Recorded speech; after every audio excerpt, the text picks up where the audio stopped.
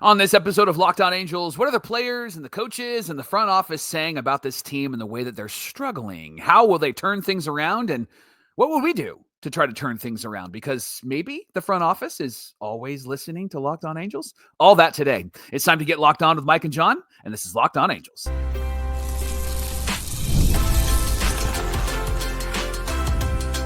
You are Locked On Angels, your daily Los Angeles Angels podcast. Part of the Locked On Podcast Network, your team every day. Hi, Perry. Start taking notes now. Thanks for making Locked On Angels your first listen of the day. You can find us anywhere you get your podcast, including Apple Podcast, Spotify, and SiriusXM by searching Locked On Angels. And if you'd like to give back to the Super Halo Bros for all the Super Halo content, here's some things that you can do. Leave us a rate and a review on Apple Podcast. If you're watching on YouTube, hit that thumbs up button. And if you're not subscribed already, please subscribe, become a Locked On everydayer. And whether you're watching or listening, come over to YouTube and leave a comment. It's one of the best ways to get in touch with us and be a part of the conversation. And this episode of Locked On Angels is brought to you by Gametime. You can download the Gametime app, create an account, and use our promo code LOCKEDONMLB for $20 off your first purchase. Thanks for being here for this episode of Locked On Angels, where it's your team every day. You've got the Frisch Brothers here with you, a.k.a. the Super Halo Bros. My name is John, and that's my brother Mike. And my name is Mike, and that's my brother John. Hey, we're here talking Angels baseball every single weekday, Monday through Friday, 5 days a week. Mercifully, the Angels had a day off on Monday, not just for the players, but for us fans, too, right, that we could all have something else to talk about. So we do have a lot to cover on this show. In fact, what should the Angels do about this struggling team? What would we do, Michael? What would our everydayers do? But first, what are the players, the coaches, and even management saying about this struggling team? Let's talk about it. Yeah, let's start with Logan O'Hoppe. He's been the team leader, been the captain, right? He was asked how the team can rebound after a really tough stretch of losses, including that weekend series against the Tigers. O'Hoppe said, even though there's light at the end of the tunnel, it may not seem like it. All we can do is see the next step in front of us, and that's all we can do. And then he followed up with this. We're not going to show up. It's not like we're not going to show up on Tuesday. We know that that game is coming. So you just keep putting the work in and doing what you can do individually to help the group be better and move on from there. So sounds like, John, O'Hoppe's wearing these losses, right? He's holding it close. And we know that he wore the losses last season because he shared with us at the O'Hoppe Bowl, and he shared this publicly as well, that he wasn't happy about the 99 losses. In fact, he said nobody was happy about the 99 losses, especially him. And so it sounds like Johnny's got a really strong belief in his ability to turn things around. He also feels like he has a strong belief in the team's ability to turn things around. My question to you is, do you have a strong belief that things will turn around? Yeah, I'll answer that in a second. I love a good old-fashioned, we're not going to not do that right. Answer. Reminds me of, you're not going to not get Randy Jackson's autograph. Why do you have Randy Jackson's autograph on a samurai sword? It's the only thing I had on me. Anyway, back to Angels. Talking about Logan O'Hoppe, can they turn it around? Do I have a strong belief they will turn things around? Mike, it comes down to the players, and it comes down to, do you have enough belief in yourself, and do you have the courage to get away from what's being preached, what's being taught, what's being the game plan, so to speak, the one-dimensional game plan that it looks like all the hitters have at the plate right now. That's been the most frustrating part about all this. And I mentioned it last week, but you look at what Logan O'Hoppe's been doing at the dish, taking things the other way, going with the pitch. You talked about Travis d'Arnaud on yesterday's show and how he said, you know what, I got away from what I was doing up there. And so I'm just going to go back to what I've been doing the last 11 years. We're going to talk about this article tomorrow, but I saw a kind of a freak out moment on social media of, there was an article from Jeff Fletcher talking about how, Rengifo and Taylor Ward and Mike Trout don't really have the hitting coach in their ears. They kind of do their own thing. Good.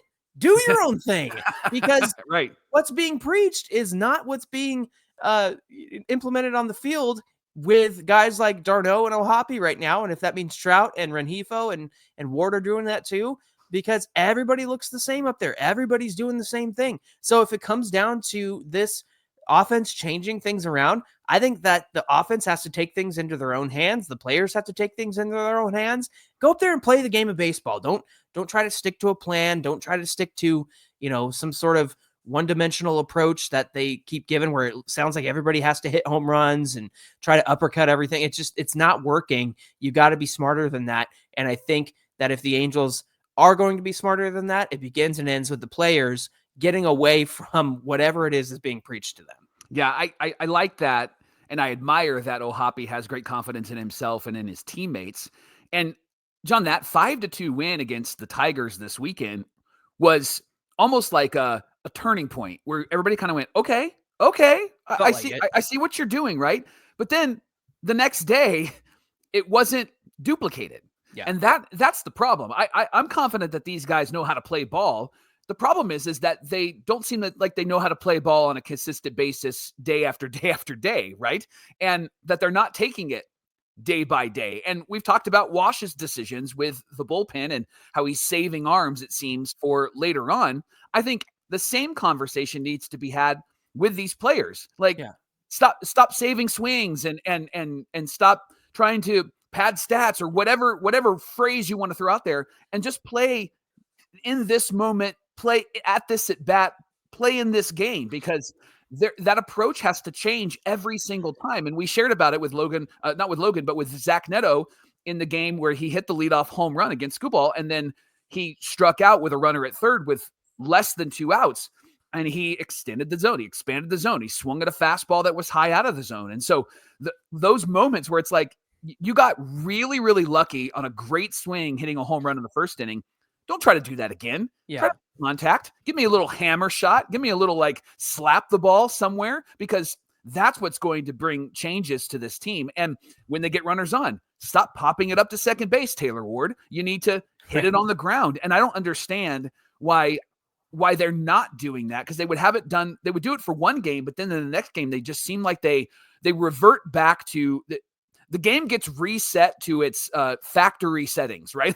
It seems like every game they're back to, we have to learn how to do this again. And that's what's so frustrating watching this team. Well, and I see a lot of comments of like, we talked about how we're not on board with Ron Washington anymore. And I see a lot of comments like, no manager is going to be able to fix this team. No manager can do this. No hitting coach can do this. No hitting coach can do that. Like, talk to me about like Mike Schilt, right? Mike Schilt, manager of the Cardinals, and they have, they let him go after a 90-win season, right? Just wasn't working out. He gets hired by the Padres 3 years later, takes him to a 93-69 win season right after who else but Bob Melvin, who was stolen away from the A's. Like, they struggled with Bob Melvin, and now Bob Melvin is with the Giants, and they didn't have that much success last year with Bob Melvin. This year, things seem to be getting off to a better start. But the fact is there comes a time where any team would benefit from a different voice, whether that's a hitting coach, whether that's the manager. And it all depends on if you have the right, molder getting their hands into the clay and doing something. And you and I have said many times on this show, we just need the right person to get their hands in the clay that is this team. And we've said that in previous versions of this team, 2022, 2023, we would like to see somebody be able to handle that. Well, this is an entirely different version of the Angels that needs a different version of whatever is being preached to them. And that comes down to Ron Washington. And look, the fact is if you're Ron Washington, you're sitting there watching your guys take bad strikes, not because, they're doing the swing and miss thing. That's already bad in and of itself.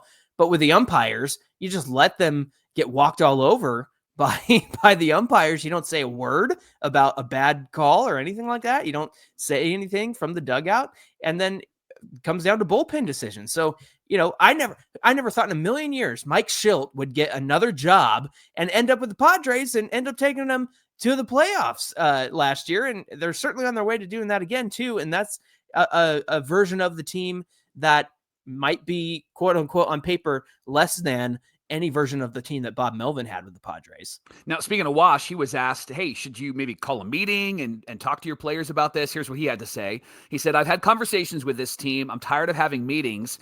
I've had a lot of meetings, and sometimes you can have too many meetings and it falls on deaf ears.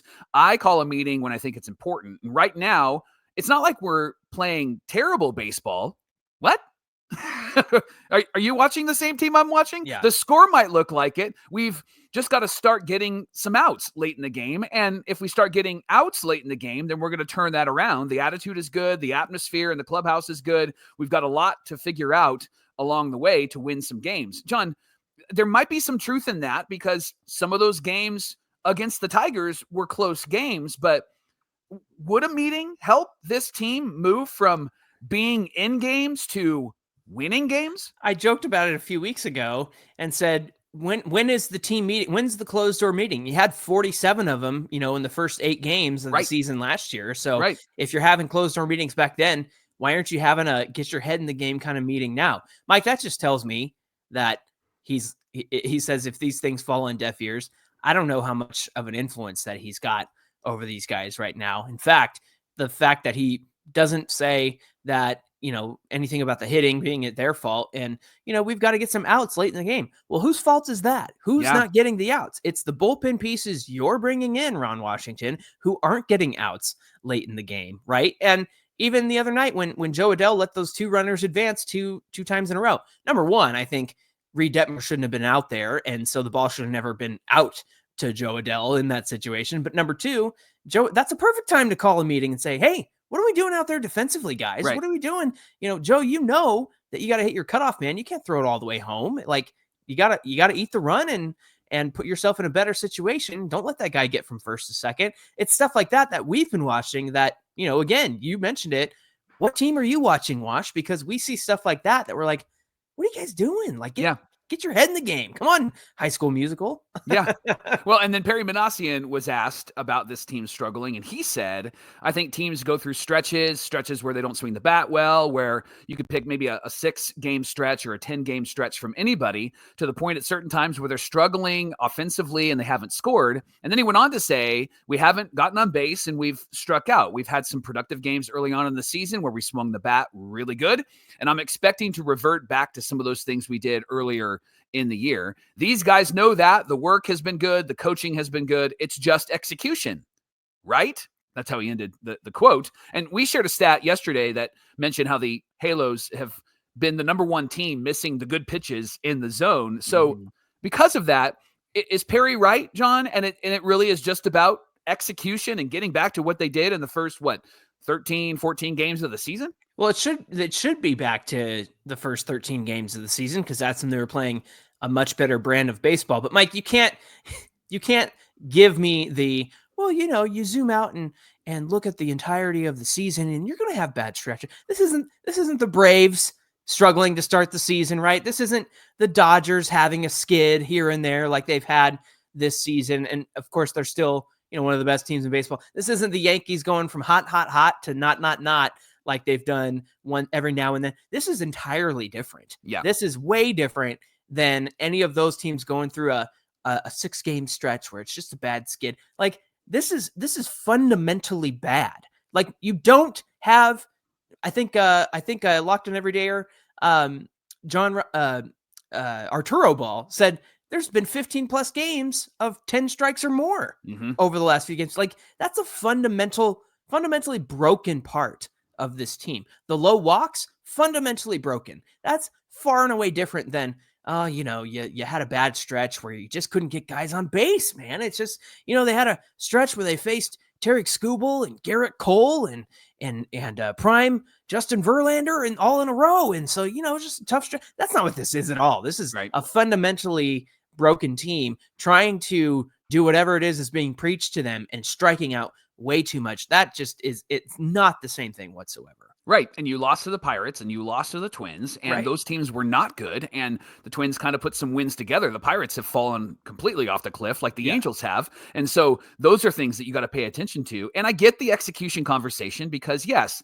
they do need to eye the strike zone. They do need to swing at the good pitches, and they do need to execute on the good pitches. But to just say that it's some of those things sounds silly, right? It doesn't, it almost like is just skirting the responsibility and putting it on these players that, Perry, you put on the field. And so there's no responsibility taken. Like, maybe these guys just aren't ready for this, right? And that's part of the tension that's always true with the Angels. Well, and it's frustrating because, we just haven't, it's just execution. Look, this isn't Anthony Rendon not being on the field. This is putting the blame on players saying, They got to get out there and they got to execute. I understand there's a point where, nobody can swing the bat for anybody. Nobody can throw the ball for anybody.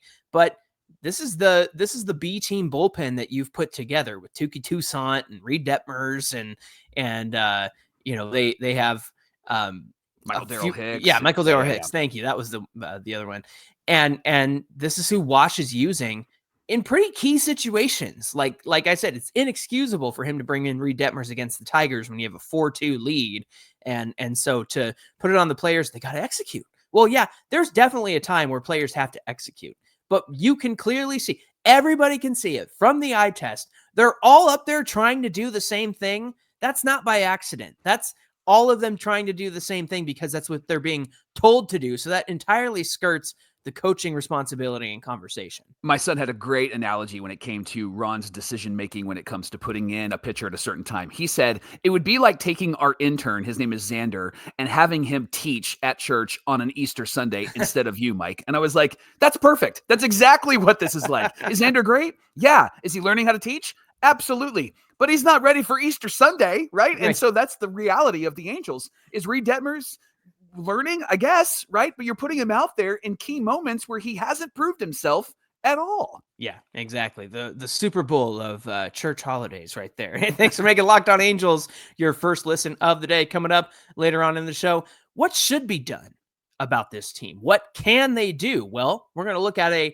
another AL West rival, another AL West team, look what they've done and say, come on, Angels, it's not that hard. And we'll get into that conversation coming right up. Everydayers, if you haven't tried out Monarch Money, you need to. They're your personal CFO. They're giving you full visibility and control over your finances. Sometimes finances can be not sometimes, all the time, finances can be overwhelming, right? And Monarch Money is here to help you. They're not just a budgeting app. It's a complete financial command center. You can track all of your accounts, investments, and your spending in one place, and you can stop managing your money and start building wealth. Money conversations with your partner are so smooth with Monarch Money, and you can track shared and personal accounts. You can set goals and stay on the same page without all of the stress. The financial stress is no good. So take control of your finances with Monarch Money. You can use our promo code LOCKEDONMLB at monarchmoney.com. You're going to get 50% off your first year. It's going to help you. monarchmoney.com, promo code LOCKEDONMLB for half off your first year. This is the Locked On Podcast Network, where it's your team every day. Thanks for making Locked On Angels your first listen of the day. Mike, we're asking the question, what should be done? Not what will the Angels do? What can they do? But what should be done if they're in this situation where the hitting stinks, managers making terrible decisions? What can be done with this team? Last week, we've seen other teams make significant decisions because they're struggling, and one of those teams is Texas Rangers. They demoted Jake Berger. They released Leody Taveras, put him on waivers. He can be claimed. Was it $4.5 million for the rest of the year, Mike? Yep. Man, I'd take that in a heartbeat for right. Leody Taveras, if not by virtue of just having him not play against the Angels anymore and make incredible plays in the outfield against us, right? And then they fired their offensive coordinator, Donnie Ecker. So what would these moves be for the Angels if we were going to, do a 1-for-1 swap of Jake Berger, Leody Taveras, and Donnie Ecker? What do you think? Well, I think Donnie Ecker would be the Tim Laker on our team. So if you don't get rid of Johnny Washington, then I think that what you do is you go after somebody like a Tim Laker and maybe bring in somebody like, I know Torrey Hunter's been hanging around, maybe a Tim Salmon, or maybe you get really wild, really frisky. You bring in like a Darren Erstad. I think you got to bring in somebody with a really strong voice that has a bit of a feisty spirit, but you also need to bring in somebody that the players are going to trust and that has credibility. And that's why I would lean more maybe in the Torrey Hunter category. I know Albert Pujols has been around. Maybe he's somebody you would consider, but I think for the offensive coordinator position, if you're going to make a move and you're not going to get rid of Johnny Washington, then I think you maybe make a move and adjust Tim Laker for somebody. Or maybe, John, Donnie Ecker was a part of this organization and he is a smart name. And you mentioned it on the show yesterday. It caught the attention of somebody like Jared Timms, who's a pretty smart baseball mind. And so maybe you just bring in Donnie Ecker, have him come back and maybe bring some new life to this offense, because he was the one that helped facilitate and helped accomplish the 2023 World Series for the Rangers. Like, their offense was great because of some of the game plans that Donnie Ecker was implementing with that team. Yeah. And again, it comes down to sometimes you just need a fresh voice in the clubhouse who can get through to guys. That's a big reason why. I know that a lot of people like to look at players who had a lot of success throughout their career, especially in terms of like pitching coaches, right? And we always say like, man, get Weaver in there, like have Weaver show them how it's done. And I think Weaver would be great at teaching these guys what kind of attitude to have on the mound. But is Weaver a good teacher? That we don't know. We don't know if he's a good communicator. We don't know if he's a good teacher. We don't know, and that's why you see a lot of these guys who they were not career minor leaguers, but some of them were like, a lot of guys like Barry Enright, right? Like not a huge, not a big name, did pitch for the Angels at one point in relief. But the fact is that good coaches are good communicators and they help you understand what you need to do. And look, they say those who can't do, teach. And so that's why you have a lot of, pitching coaches, hitting coaches who've been around the block, but maybe they didn't have a ton of success in the majors, but it's all about how they communicate. And so I think when it comes to an offensive coordinator or a hitting coach, there's a lot of options to be had there. But like you said, Donnie Ecker's been part of this club before. And so to have him come back would be a different, fresh voice for this group of Angels in 2025. Mike, what about a demotion? Now, the Rangers demoted Jake Berger, kind of a surprise. The fact is that I remember talking about the Rangers preseason, and between Jake Berger and Jock Peterson, that's 52 home runs between the two of them last year. Well, they haven't gotten close to that, in terms of offensive production. Obviously, that's over the full year, but both those guys struggled to get off to the season. So what do you make of Jake Berger's demotion, and who is that on this team? I think the Jake Berger demotion is accountability. I think that they're saying to him like, "Hey, bro, we're not putting up with this." And so I think that there's a lot of players on the Angels right now where you could say, "Hey, bro, we're not putting up with this." But Reed Detmers is the guy with options that I would demote. I would put him back down into AAA because he's just not performing. And Johnny, I think that I would kind of align myself with what Jared and Nate said on Talking Halos just the other day. I think I would bring up some of my young arms. I would love to see what maybe a George Clausen could do in this bullpen to start. I know he wants to be a starter, but the guy's got swing and miss stuff. So you take a Reed Detmers with potential swing and miss stuff and you replace him with a George Clausen. Sam Aldeguerri was a pretty decent starter for us. He's learning how to be a better starter, but his attitude is something that I love. And so I would love to see him up, and maybe you demote Jack Kahanowitz, because Kahanowitz is really struggling with finding the zone. As far as like releasing somebody, John, I think you're going to hate me. I think I'm done with Joe Adell. I mean, we've seen over 1,000 plate appearances for this guy, and he just can't seem to put it together. And so how much longer do you go with this guy? I get that the depth isn't there, so it probably doesn't make sense to just release him and let him go. He doesn't have options, but I mean, the guy just doesn't seem like he's got his head in the game, to continue with that reference. Like, he doesn't seem like he is invested in what's going on. Or if he is,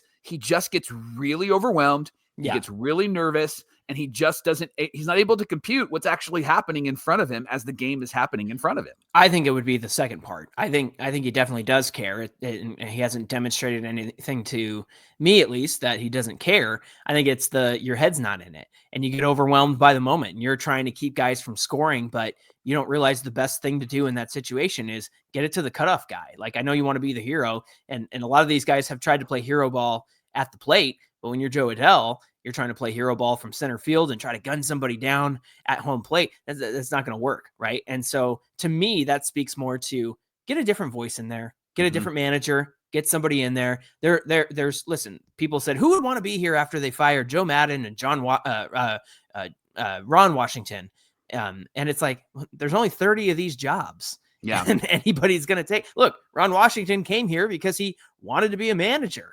And I don't know that he necessarily wanted to be a Angels manager, but he wanted to manage somewhere. And again, there's only 30 of these jobs, and they're highly coveted. And I'll bring it up again. I remember how much Cardinal fans hated Mike Schilt, and sure enough, he's finding success in another organization with the Padres. He was one of their he wasn't bench coach. He's one of their coaches, I think, at first, and they brought him up after they let Bob Melvin go, if I recall correctly. You're right. Yeah, I could be wrong, but I know he was in the organization with the Padres. And so, look, at this point, who do you replace him with? Well, there's free agent managers out there, so to speak, but you might end up with a situation where it's Bo Porter because he's done it before, right? And or give the bench coach Ray Montgomery. Mm-hmm. Yeah, let him do it because apparently the Astros were interested in maybe bringing him in after before they promoted Ray Espada, right? Or Joe Espada. And so all that to say, people are going to want the job, and it takes a fresh voice and a fresh set of eyes and ears to help somebody like Joe Adell not make those mistakes. So when it comes to releasing, at this point, I don't know that I'm behind like straight up releasing anybody. I think they did the right thing in letting Nicky Lopez go once Zach Neto was back. That was like, all right, that needs to be the guy. And so that seemed like the obvious choice.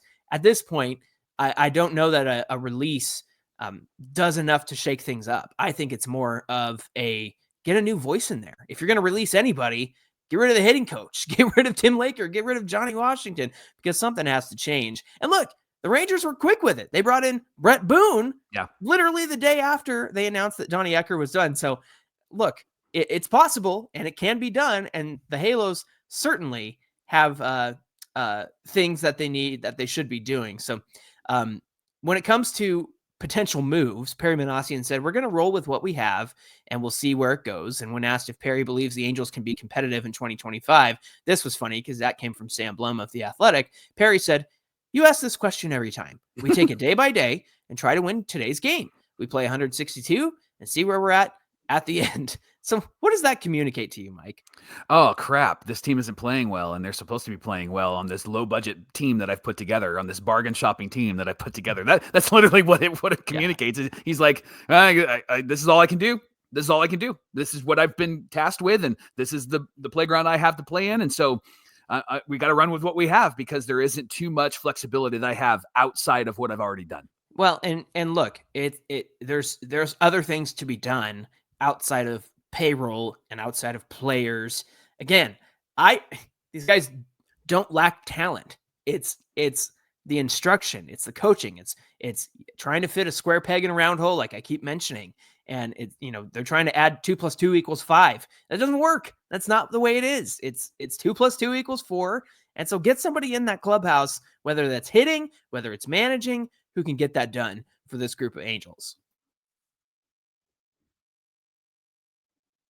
If you're looking for last-minute tickets, Gametime makes ticket buying so much easier. Last-minute deals, all-in pricing, and the lowest price guarantee. Gametime takes all the stress out of buying tickets for anything, including baseball. Tickets actually drop as the game gets closer in baseball, which means that you can score an incredible deal. And Gametime has a picks feature, and it filters out all of the nonsense so you can get some of the top discounts in whatever ballpark you're going to. So take the guesswork out of buying tickets with Gametime. You can download their app right now, create an account, and use our promo code LOCKEDONMLB for $20 off your first purchase. Again, download their app, create an account, and use our promo code LOCKEDONMLB for $20 off your first purchase. Download Gametime today. Last-minute tickets, lowest prices, guaranteed.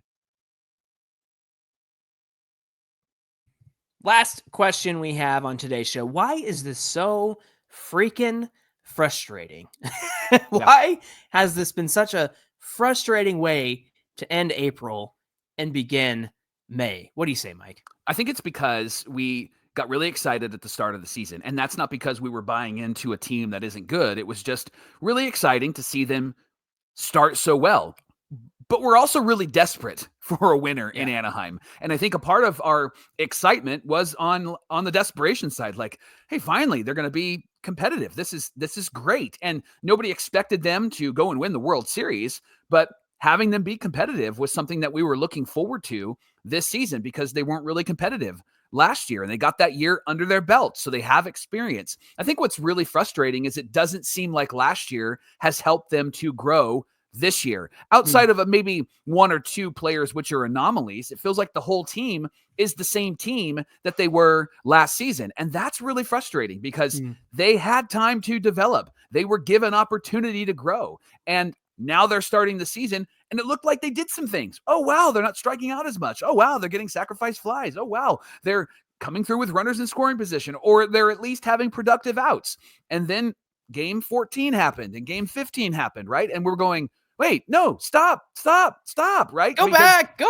Yes. It felt like a runaway train. And we said, how many times did we say in the first 13 games? And our everydayer said it. Angels would have lost that game last year, right? Yeah. Because there was something different about this team at the start of the year.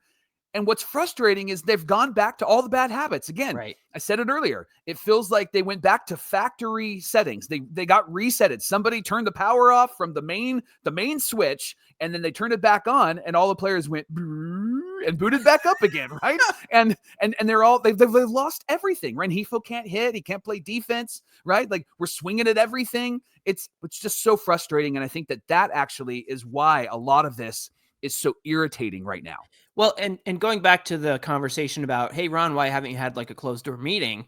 Mike, you need those to reset, and not reset in the way that you just described it, where they're resetting to what they were doing last year, but to reset and refocus to what they did well in those first 2 weeks of baseball. And so now it's starting to feel like, fool's gold and an illusion, because what we've seen from this team over the last 3 weeks is more than what we saw in the first 2 weeks, right? We've seen more bad than the good we saw at the beginning of this season. And that's frustrating because, again, I think when you judge this team and go, well, they don't have any talent.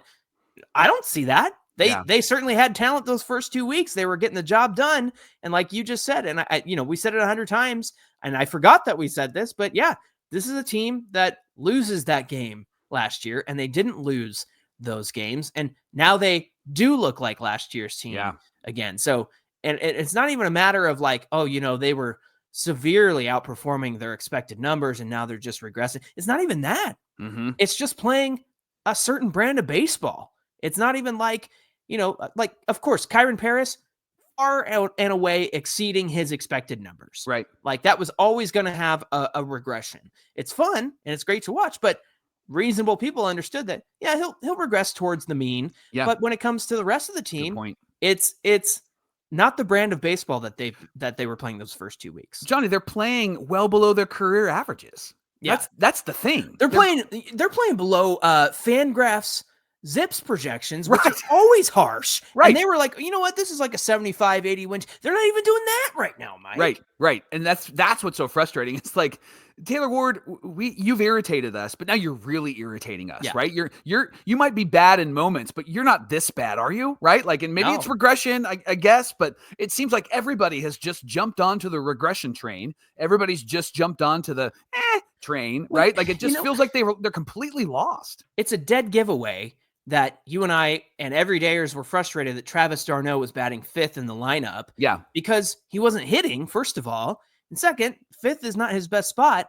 But then he was in the sixth spot the other night, which we were still like, I don't know. But then he goes and rips 2 doubles in a row. Right. And then tells the media later, I just got back to what I was doing right in the last 11 years of my career. 11 years. So it's like, okay, so you sucked while you were with the Angels this much. And then you had 11 years of good stuff.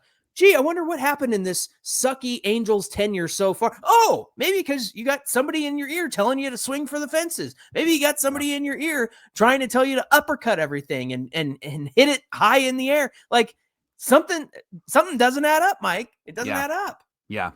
Hey, thanks for making Locked On Angels your first listen of the day. Now for your second listen, check out Locked On MLB Game Night. Every game, every night, all season long, you're going to get local analysis on a national scale. And you can find the show on YouTube or wherever you get your podcasts. Something's missing. Something's missing, all right. Hey, give us a follow on Twitter at Locked On Angels and also at Super Halo Bros on Twitter and Instagram, whether you're watching or listening. Come on over to today's show. Let us hear what you have to say. Get in the comments section. We'd love to hear from you. Mike, what do we have on deck for Wednesday's show? You mentioned it. We've got a great article from Jeff Fletcher, the OC Register, talking about the Angels' offensive approach and how some of these guys are like their own hitting coach. And then also, Wash has a solution for why they're striking out so much. And we'll share that solution with you tomorrow on Locked On Angels. All right. Looking forward to that conversation. All right. And of course, we'll be recapping the game as well tonight. Until then, my name is John, and that's my brother Mike. And my name is Mike, and that's my brother John. Thanks for being here, everybody. And we'll see you back here on Wednesday. That's what's so frustrating. We're at the place where we're like, all right. Whatever you say, Wash. Okay. Sure, Perry.